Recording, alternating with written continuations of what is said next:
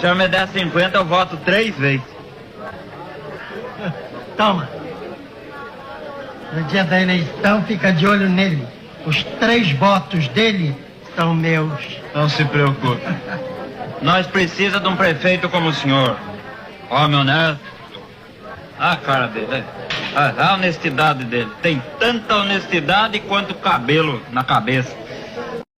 Porque essas terras tá toda molhada com o suor do meu rosto. E não pense que com conversa mole o senhor vai me pagar, não, hein? Porque se não pagar, uma hora. Polidório, educação, tá exagerando. Larga de ser besta você também. Educação da onde? Você não vê que no comércio não tem educação? E acho melhor você avisar o Antônio pra ele vir testemunhar esse comércio que nós tá fazendo aqui com o doutor. Sabia que a mulher dele tinha moela? Moela quem tem é galinha. Mulher dele tinha. Um dia eu escutei ele falando assim: mulher com moela não acho mais. Você é bobo. Bobo, é? Alô? Alô? Olá, garoto!